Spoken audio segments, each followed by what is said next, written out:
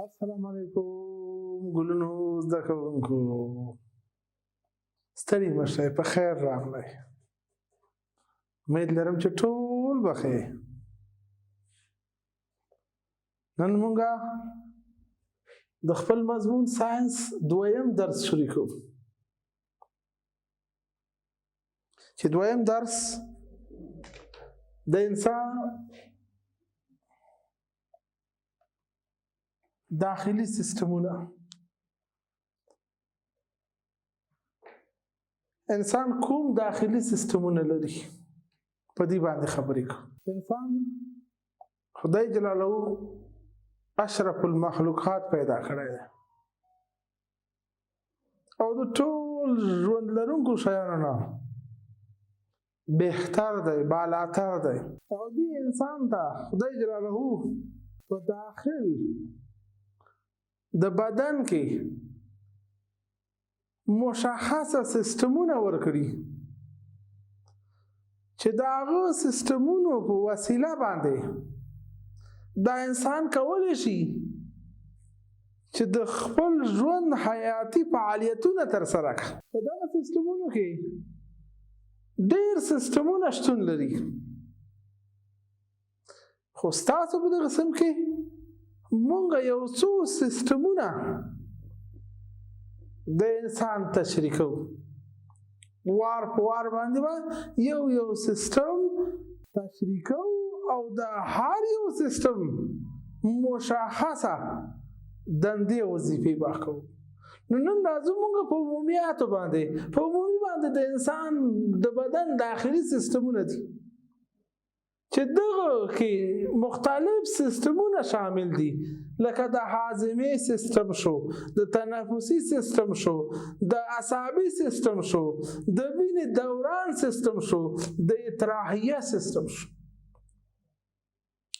نو دا سیستمونه داخل د انسان په بدن کې یو نظام جوړي یو وجود د انسان تشکیلي اوس دغه سیستمونو کې چې هر یو سیستم خپل فعالیت ترسره نه کړي نو د انسان په وجود کې ناوړه ناروغۍ منځته راځي دغه سیستمونه په داخل د بدن کې یو بل سره یو ارتباط لري ربط لري یو جوړیت لري چې انسان نشي کولای چې دغه سیستمونو په نشتون کې خپل فعالیتونه په صحیح توګه باندې سرته ورسوي خپل دندې په صحیح توګه باندې سرته ورسوي نو دې وجه نه هر یو سیستم به زه لږ تشریح کړم اول راځو د هاضمې سیستم ته د انسان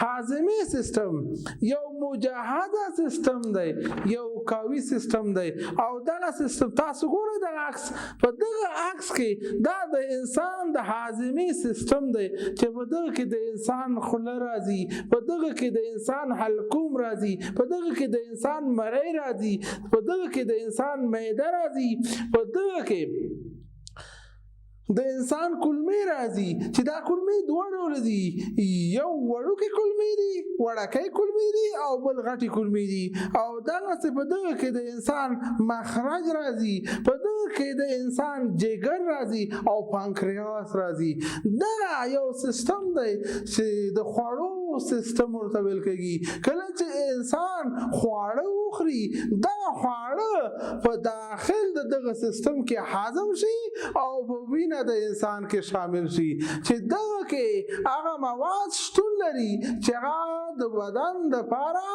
انرژي ورکوي نو دغه وجه نه دغه سیستم ډېر مهمه سیستم دی او د انسان په داخلي بدن کې شتون لري اوس دغه سیستم کې یو با قسمت هم یو برخه هم بیکاره شوه خپل فعالیت یې د لاسه ورکړه نو د انسان وجود چې دی د ناروغیو سره مخ کیږي نو دغه وجه نه دا سیستم ډېر ډیر مهم دی. نو اولنی سیستم کوم یو دی چې په داخل د بدن کې شتون لري؟ هغه د هاضمې سیستم دی.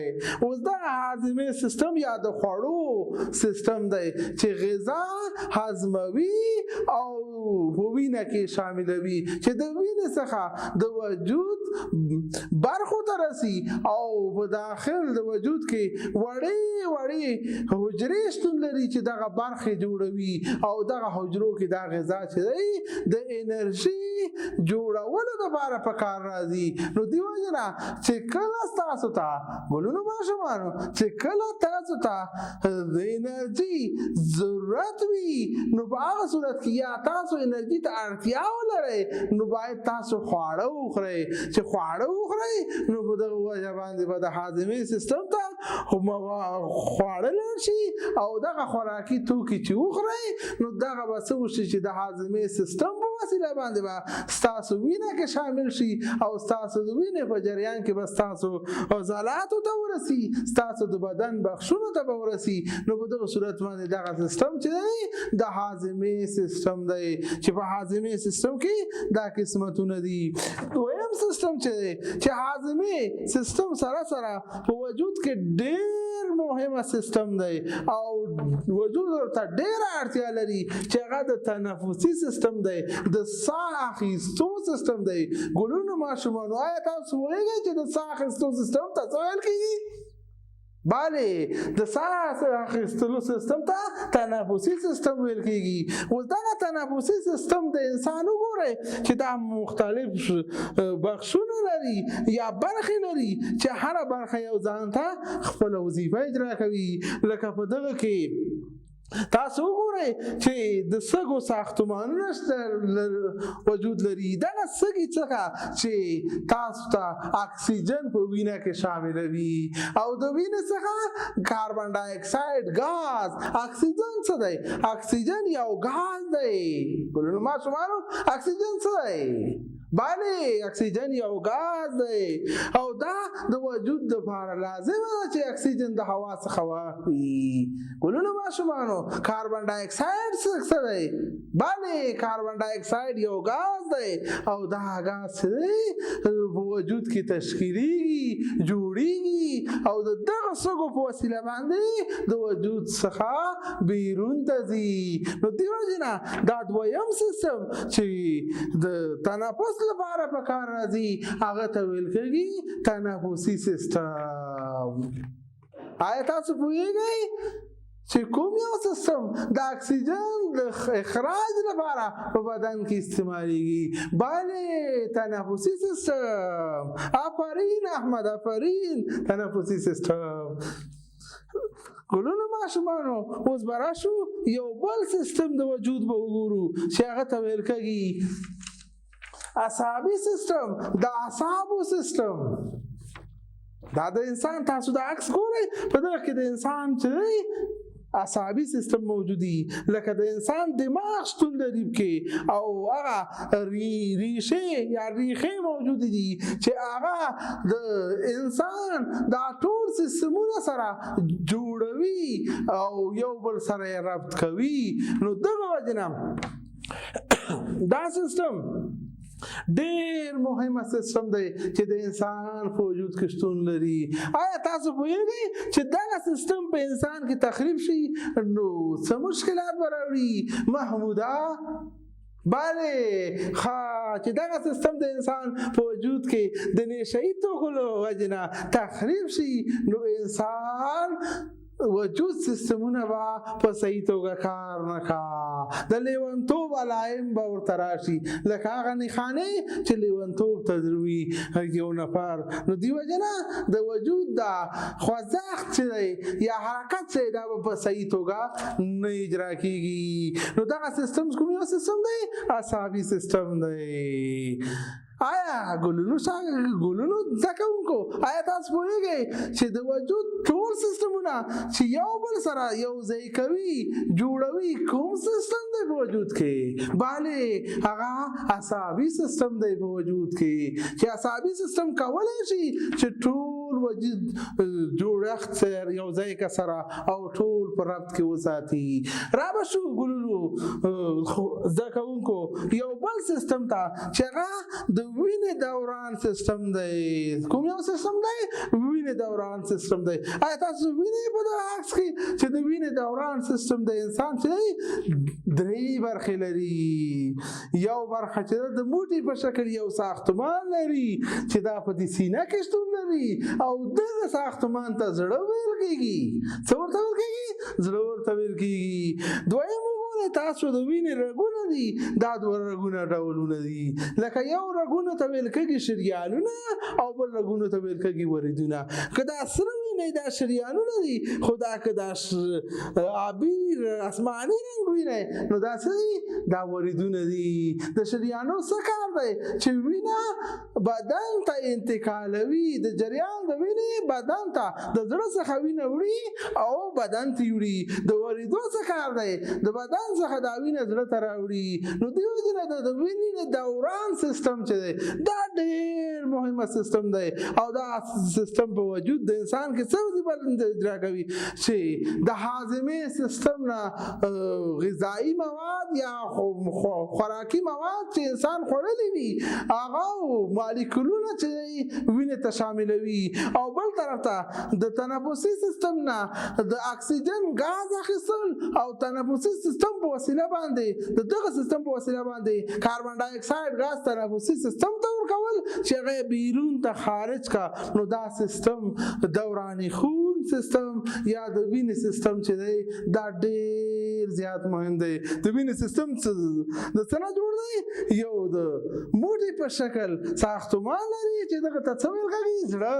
ورسره رګونه دي چې دا رګونه یو د ورید په نوم یادېږي او بل د شریان. که دا سره رنګ ګورئ نو دا په سره رنګ باندې چې کوم دي دا شریانونه دي او که دا په آسماني رنګ باندې ګورئ په شین رنګ ګورئ تاسو نو دا څه دي؟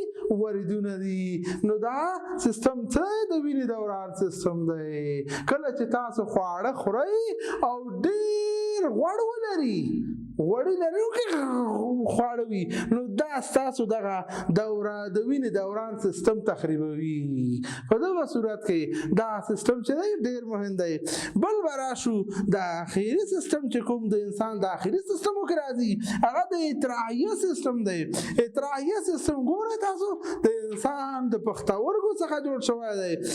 دغه انسان د پښتورګي څه کار کا چې دغه وینه چې کله په دې وجود کې جریان لري دغه وینه پښتورګو ته راځي او پاکیږي.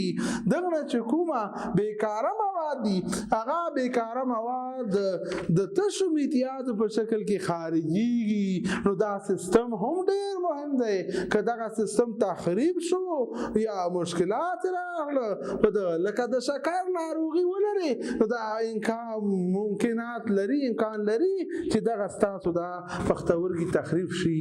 نو دغه وجنه په دغه صورت کې دا سیستم ډېر مهمه دی.